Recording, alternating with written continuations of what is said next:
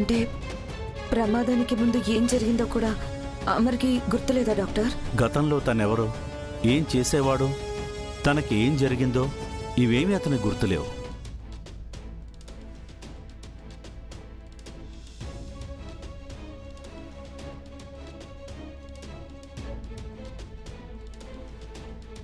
అంటే అమర్ నా గురించి కూడా మర్చిపోయాడన్నమాట.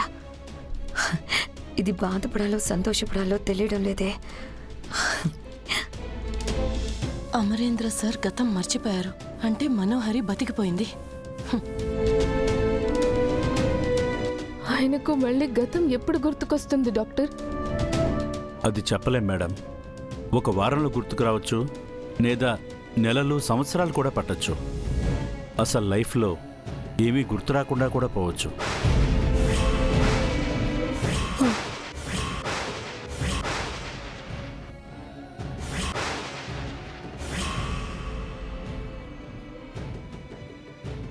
డాక్టర్, ఎంత డబ్బు ఖర్చు అయినా పర్వాలేదు, ట్రీట్మెంట్ కోసం ఎక్కడికి తీసుకెళ్దామన్నా తీసుకెళ్దాం.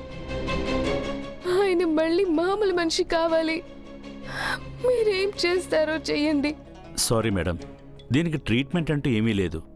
మెదడు తనకు తానుగా రికవర్ అయ్యి పేషెంట్ కోలుకోవాలి తప్ప ఎవరూ ఏమీ చేయలేము.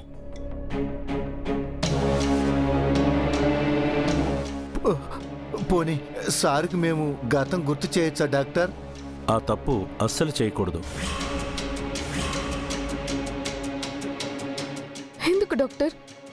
ఆ జ్ఞాపకాలు గుర్తు చేస్తే ఆయన గతం గుర్తొస్తుంది కదా. అమరేంద్ర బ్రెయిన్లో టోటల్ మెమరీ లాస్ అయింది మేడం.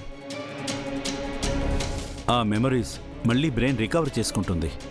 అలాగని మీరు బలవంతంగా జ్ఞాపకాలను గుర్తు చేస్తే బ్రెయిన్ ఎక్కువ ఇబ్బంది పడుతుంది, నరాల మీద ప్రెషర్ పడుతుంది.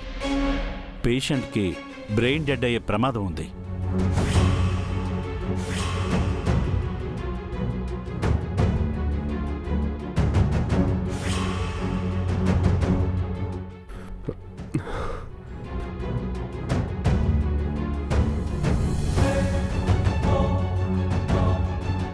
అంటే మీరనేది ఆయన తనకు తానుగానే గతాన్ని గుర్తు చేసుకోవాలా డాక్టర్? నోనో, మీరు గుర్తు చేసినా లేదా ఆయన గుర్తు చేసుకునే ప్రయత్నం చేసిన ప్రమాదం.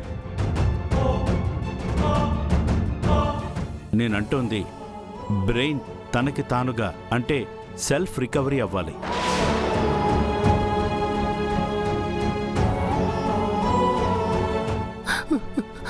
అదెలా జరుగుతుంది డాక్టర్? మేము సారో ప్రయత్నం చేయాలి కదా. ఆయన అలా వదిలేస్తే ఎలా డాక్టర్? ఆయన ఎప్పటి కోలుకుంటారు?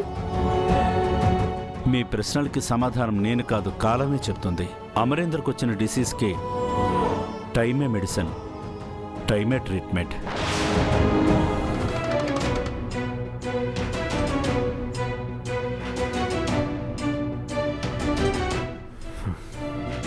మీరంతా కలిసి ఆయన్ని ప్లెజెంట్ మూడ్లో ఉంచండి. దేని గురించి ప్రెషర్ పెట్టకండి, అసలు డిస్టర్బ్ చేయకండి.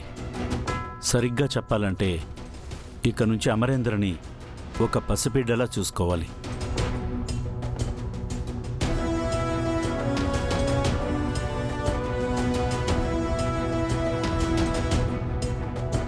అలా అయితేనే తను కోలుకుంటాడు. అది మీ అందరి చేతుల్లోనే ఉంది.